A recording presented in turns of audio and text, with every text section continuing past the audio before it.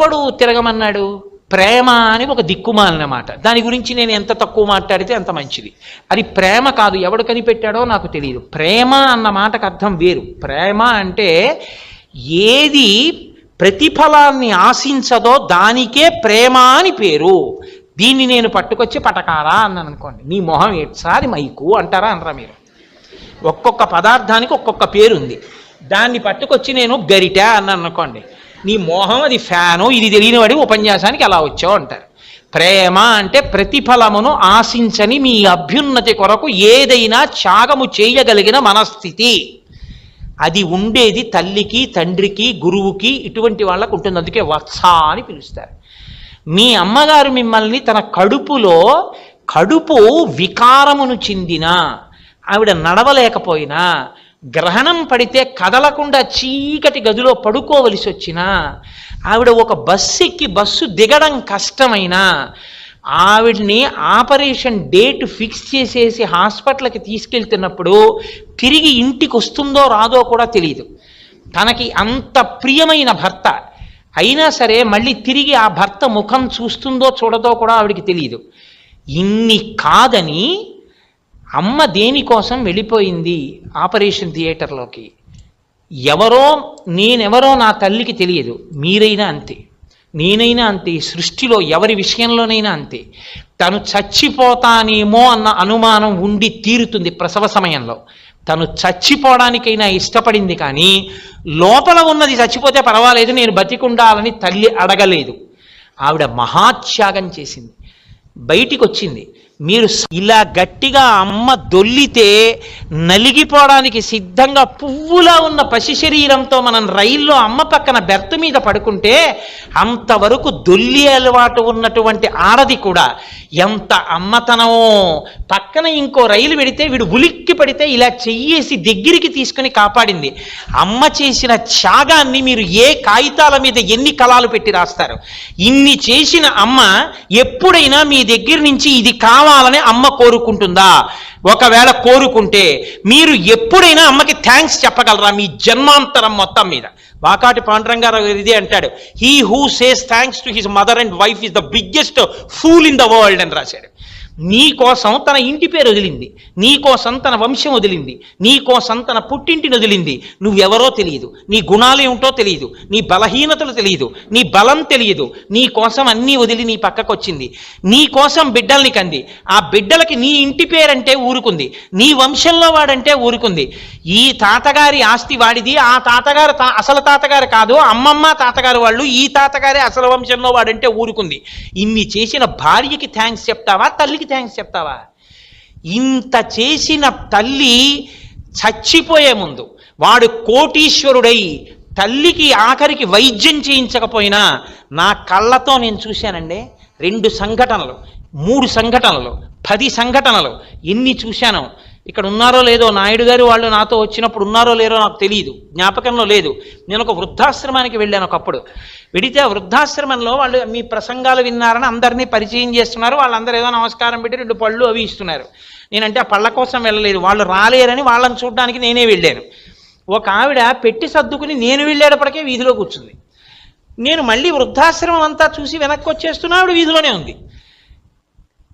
మీరెవరమ్మా అన్నాను. అంటే నేను ఇన్నాళ్ళు వృద్ధాశ్రమంలో ఉండేదాన్నండి, మా అబ్బాయి వచ్చి నన్ను ఇవాళ తీసుకెళ్ళిపోతానన్నాడు ఇంటికి, అందుకని పెట్టి సర్దేసుకున్నానండి, నేను ఇవాళ వెళ్ళిపోతున్నానన్నారు. అమ్మ ధన్యురాలమ్మా, మీ అబ్బాయి మిమ్మల్ని తీసుకెళ్ళిపోతున్నాడు, చాలా సంతోషం అన్నాను. మా అబ్బాయి చాలా మంచివాడండి అంది. ఓ చాలా సంతోషం తల్లి, అంతకన్నా కావలసిందే ఉంది అనుకుని ముందుకు వెళ్ళిపోయాను. ఆశ్రమ నిర్వాహకురాలు అన్నారు, ఈవిడికి 45 సంవత్సరాల వయస్సు వచ్చేంత వరకు పిల్లలు పుట్టలేదండి. ఈవిడ ఎక్కని గడప లేదు, ఈవిడ తొక్కని గుడి లేదు, ఈవిడ వెళ్ళని ఆశ్రమం లేదు, ఈవిడ చెయ్యని పూజ లేదు. ఆవిడ అన్ని కష్టాలు పడిన తర్వాత ఒకే ఒక్క కొడుకు పుట్టాడు. ఆ కొడుకు మంచి అధికారాన్ని పొందాడు, పెద్ద స్థితిలోకి వెళ్ళాడు. ఈవిడ భర్త గారు చనిపోయి 2 సంవత్సరాలైంది. ఆ కొడుక్కి ఈవిడ బరువు అయిపోయింది. ఈవిడ్ని పోషించడం వాడికి ఇష్టం లేదు. వాడు ముందు రోజే వచ్చి వృద్ధాశ్రమానికి డబ్బు కట్టి, మా అమ్మగారి అంగీకారంతోనే నేను జాయిన్ చేస్తున్నాను, అందుకని రేపు మా అమ్మగారు ఇక్కడికి వచ్చి తన పేరు చెప్తారు, మీరు జాయిన్ చేసుకోండి, నేను రావడం కొంచెం ఆలస్యం అవుతుంది, నేను వేరే కారులో పంపిస్తాను మా అమ్మగారిని అని చెప్పి వాడు తానే తీసుకొచ్చి తల్లిని, అమ్మ ఇది మంచి గుడి, ఇక్కడ చాలామంది ఆడవాళ్ళు వాళ్ళు ఉంటారు, వాళ్ళందరికీ నువ్వు లోపలికి వెళ్ళి తాంబూలం ఇయ్యి నీ పేరు చెప్పి అందరికీ పళ్ళవి ఇస్తుండి నేను వస్తానని చెప్పి ఆ తల్లి ఎన్నడూ బయటికి వెళ్ళింది కాదు. ఆవిడ్ని ఇంకో ఊరు తీసుకొచ్చి, కాకినాడే, నేను ఆ పేరు దాచడం ఎందుకు, తీసుకొచ్చి ఆవిడ్ని జాయిన్ చేసేసి, అంటే బయట నుంచి వెళ్ళిపోతే ఈవిడ వచ్చి తన పేరు చెప్పింది. అవునమ్మా మీ అబ్బాయి గారు చెప్పారు మాకు, రండి రండి అన్నారు. అంటే అందరికీ పళ్ళు ఇస్తానంది. జాయిన్ అవ్వగానే పళ్ళు ఇస్తోందని వాళ్ళు అనుకున్నారు. అందరికీ పళ్ళు ఇచ్చిన తర్వాత మీకు ఈ రూమ్ అలాట్ చేశామన్నారు. నాకు రూమ్ ఎందుకంది ఆవిడ, మీ అబ్బాయి మిమ్మల్ని జాయిన్ చేసేసాడు కదా అన్నారు. మీకు తెలుసా, టక్కన కింద పడిపోయారు ఆవిడ. ఆ తర్వాత ఆవిడికి పిచ్చి వచ్చేసింది. కాబట్టి అడుగుదామంటే ఆ కొడుకు ఎవరో తెలియదు, అడ్రస్ వెరిఫై చేస్తే వాడు తప్పు అడ్రస్ ఇచ్చేసాడు. ఆ పిచ్చి తల్లి ఇప్పటికీ ప్రతిరోజు వృద్ధాశ్రమంలో స్నానం చేసేసి పెట్టుకుని బయట కూర్చుంటుంది. రాత్రి ఏడుస్తూ పడుకుంటుంది మా అబ్బాయి రాలేదని. పక్క వాళ్ళు ఎవరైనా తెలియక ఏంటమ్మా అలా అంటావు, మీ అబ్బాయి ఏం రాలంటే వాళ్ళని కొడుతుంది కూడా ఆవిడ. అంత పిచ్చి ప్రేమ. నాకొక్క జవాబు చెప్పండి, వాడు ఎవడో నాకు తెలియదు ఇప్పటికీ. నిజంగా నా రక్తం ఎంత మరిగిపోతుందంటే ఆ సంఘటన తలుచుకుంటే, వాడు ఎంత ఐశ్వర్యవంతుడైనా కావచ్చు, వాడు ఎంత ఉద్యోగం అయినా చేయొచ్చు, వాడు ఏమి సాధించినట్టు జీవితంలో, ఏ ప్రతిఫలం అపేక్షించక తన కొడుకు వృద్ధాశ్రమంలో పెడతాడంటే పిచ్చెక్కిపోయింది తల్లికి. అలా ప్రతిఫలం అపేక్షించనటువంటి స్థితికి ప్రేమ అని పేరు. తండ్రిది ప్రేమ. నా చేత 4 మాటలు చెప్పించడానికి మీకోసమని నా ఇంటి ముందు తిరిగి కారిచ్చి నన్ను తీసుకొచ్చి వాళ్ళున్నటువంటి స్థితికి, వాళ్ళు పొందిన శారదా కటాక్షానికి తిరగవలసిన అవసరం లేకపోయినా మీకోసం నా చుట్టూ తిరిగిన మీ గురువులది ప్రేమ.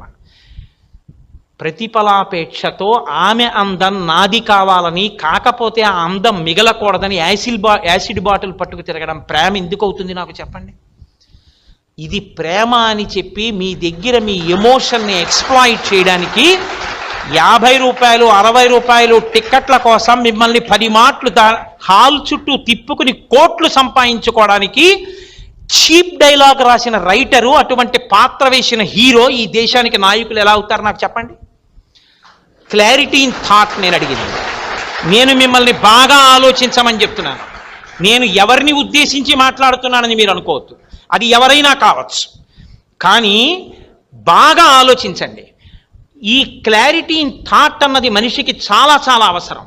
మీరు బాగా ఆలోచించండి. ఈ వయస్సులో మీకు కావలసింది ఒక్కటే, మీ తల్లిదండ్రులు మీ మీద పెట్టుకున్న ఆశలు నెరవేర్చండి. మీ ఉపాధ్యాయులు మీ అధ్యాపకులు మీ మీద పెట్టుకున్న నమ్మకాన్ని వమ్ము చేయకండి. మీ క్యారెక్టర్గా మలుచుకోండి. మీరు బాగా విశ్వసించండి. ఇతరులు చెప్పిన మాట బాగా వినండి. ప్రిజుడీస్తో తొందరపడిపోయి ఎవరో ఏదో చెప్పారని తిరగబడి మాట్లాడడం అలవాటు చేసుకోకండి. ఎమోషన్ లేకుండా ప్రశాంతంగా ఆలోచించండి. ఒకవేళ మీరు ఖండించదలుచుకుంటే చక్కగా ప్రశాంత చిత్తంతో ఖండించండి. అలా కాదయ్యా దీంట్లో ఈ పాయింట్ ఉందని చెప్పండి. అవతల వాళ్ళు వినలేదనుకోండి, మీరు నవ్వేసి వెళ్ళిపోండి. అంతేకాని మీరు ఎమోషన్ ఫీల్ అయిపోకండి. మీరు చెప్పిన విషయాన్ని అవతల వాళ్ళు అంగీకరించలేకపోతే వాళ్ళు అంగీకరిస్తారు, ఒకనాడు బాగా ఆలోచిస్తారు. ఎందుకంటే నేను నమ్మిన దాంట్లో, నేను మాట్లాడిన దాంట్లో దోషం లేదని ముందు మీ మీద మీరు నమ్మకం పెంచుకోండి. మీరు ఒక మాట మాట్లాడే ముందు ధైర్యంగా మాట్లాడండి. ఎందుకంటే నేను సత్యం మాట్లాడుతున్నానన్న నమ్మకాన్ని పెంచుకోండి. ఏది పడితే అది మాట్లాడకండి. ఒక మాట మాట్లాడితే మాట అగ్నిహోత్రం అని తెలుసుకోండి. ఇటువంటి క్యారెక్టర్ బిల్డింగ్ మీకు అలవాటైతే, ఇటువంటి కాండక్ట్ మీకు అలవాటైతే, ఆ కాండక్ట్ ఆ క్యారెక్టరే ఎడ్యుకేషన్ యొక్క రిజల్ట్. పోతన గారు జ్ఞాన కలునిలోని శారదయువోలే అంటారు. జ్ఞాన కలుడు అంటే పావు పడగ మీద మణి ఉంటే ఎవరికి ఉపయోగం అవుతుంది? చూడడానికి ఎంత మిరిసిపోతున్న చుక్కల చర్మంతో ఉంటే మాత్రం పెద్ద పులి దగ్గరికి వెళ్ళి ముట్టుకుని కౌగిలించుకోవడానికి పనికొస్తుంది. జలపాతం ఎంత పవిత్రమైతే మాత్రం తలదాని కింద పెట్టి స్నానం చేయడానికి పనికొస్తుంది. పనికి రావడానికి ఉపయోగపడిందేదో దానికి సౌందర్యం అని పేరు. సౌందర్యం మిమ్మల్ని పాడు చేసేది కాకూడదు, సౌందర్యం మిమ్మల్ని పెంచేది కావాలి. శంకరాచార్యులు వారు సౌందర్య లహరి అని రచన చేస్తే ఆయన చెప్పిన సౌందర్యం కంటికింపైన సౌందర్యం కాదు, మనని పెంచి పెద్ద చేసి కాపాడగలిగిన అమ్మలకు అమ్మయైన జగన్మాత యొక్క ప్రేమని సౌందర్యంగా ఆయన లహరి ప్రవాహంగా చెప్పారు. సౌందర్యం అన్న మాట ఏమిటో తెలుసుకోండి, అందం అంటే ఏమిటో అర్థం చేసుకోండి, ప్రేమ అన్న మాటకి అర్థం తెలుసుకోండి. ఏ వయసులో ఏది చెయ్యాలో అదే చేయండి, ఏ వయసుకు ఏది పనికిరాదో అలాంటి వాటి జోలికి వెళ్ళకండి. మీ ఆలోచన ఎందుకు క్లారిటీ పెంచుకోండి. ఇంతకన్నా నేను మీకు చెప్పాలి అని అనుకోవట్లేదు, ఇప్పటికే నేను దీర్ఘ ప్రసంగం చేశాను. ఇదే నా దృష్టిలో ఎడ్యుకేషన్ యొక్క వాల్యూ. నాకు ఇది తెలియదు అని తెలుసుకుని జీవితాంతం వినయంతో బ్రతకగలగడం, మీకన్నా పెద్దలు కనపడినప్పుడు నమస్కరించగలగడం, మీతో సమానులు కలిగినప్పుడు స్నేహం చెయ్యగలగడం, మీకన్నా కిందవారు కనపడ్డప్పుడు వృద్ధిలోకి రావాలని కోరుకోగలగడం, ఈ మూడిటి యందు వ్యతిరేకమైన విషయాల్ని తీయగలగడం. మీకన్నా గొప్పవాళ్ళు కనపడ్డారనుకోండి, అసూయ పెంచుకోకండి, గౌరవం పెంచుకోండి. ఆయన అంత గొప్పవాడు ఎలా అయ్యాడో, అంత మంచి స్థితికి ఎలా వెళ్ళాడో, మహానుభావుడు ఎంత పరిశ్రమ చేసి ఉంటాడో. కాబట్టి వారికి నా వందనం, వారికి నా గౌరవం. కాబట్టి అయ్యా మీరు ఈ స్థితికి ఎలా వెళ్ళారు, ఇంత చక్కటి స్థాయిని మీరు ఎలా పొందగలిగారు, ఈ మనోనిబ్బరం ఎలా పొందగలిగారు, ఇది లేకపోతే పాడైపోతారండి. మీకు నేను ఒక్క ఉదాహరణ చెప్తాను. ఏపీజే అబ్దుల్ కలాం గారు భారత రాష్ట్రపతి చేసి పదవి నుంచి దిగిపోయేటటువంటి స్థితి ఏర్పడినప్పుడు, ఆ కాలం పూర్తయిపోతే పదవీ విరమణ సమయంలో అంతర్జాతీయంగా ఆయన ఈమెయిల్స్ జామడిపోయాయి. అన్ని కోట్ల ఈమెయిల్స్ వచ్చాయి ఆయనకి, మీరు మళ్ళీ రాష్ట్రపతిగా కొనసాగండి అని. కానీ భారతదేశంలో ఆయన్ని రాష్ట్రపతిగా ఎన్నుకోవడానికి తగిన సంఖ్యాబలం ఉన్నటువంటి కొంతమందికి ఆయన భారత రాష్ట్రపతిగా తిరిగి ఎన్నిక కావడం ఇష్టం లేదన్న సంకేతాలు వెలువరించారు.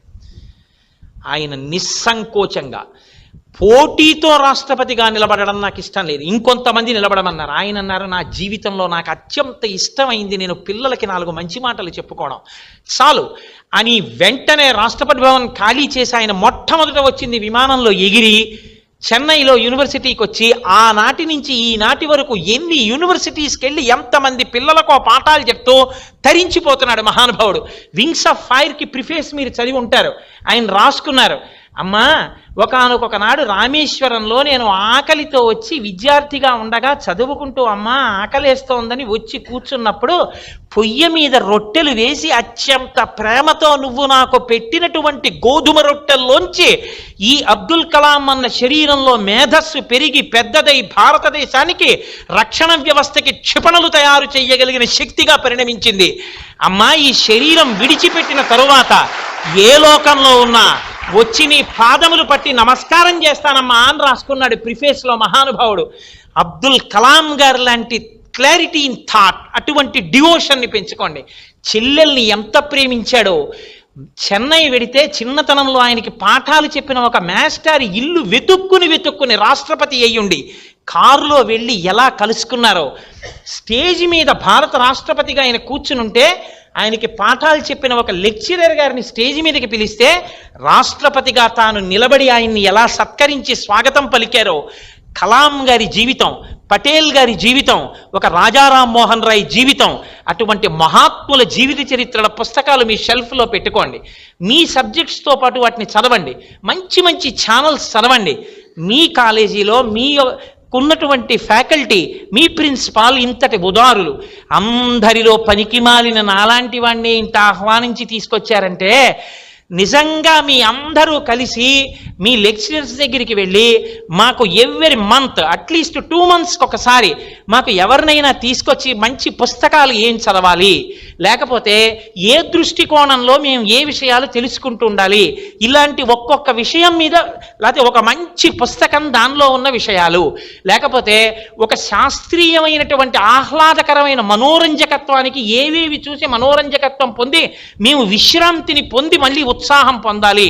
What is a positive reinforcement schedule as described by Edwin V Flippo అని మీరు అడగండి. అడిగితే వాళ్ళు ఎంతో సంతోషంగా తీసుకొస్తారు. సోమరాజు గారు నాతో ఇప్పుడే వేదిక మీదకి వస్తుంటే అన్నారు, ఇంత గొప్ప సంస్థని స్థాపించారండి అన్నాను. ఉత్తర క్షణం నాన్నది ఏంటంటే, మాది కాదండి, ఇదంతా గాయత్రి మాతది అన్నారు. ఆ తల్లి మాకు సమస్య వచ్చినప్పుడల్లా బుద్ధి ప్రచోదనం చేసింది. మీకు నేను పొగిడాను అనుకోకండి, ఒక మాట చెప్పనా, నేనైతే అంటాను మా పిల్లలు అని ఎవరినంటానో తెలుసా, నా కొడుకుని కూతుర్ని అంటాను.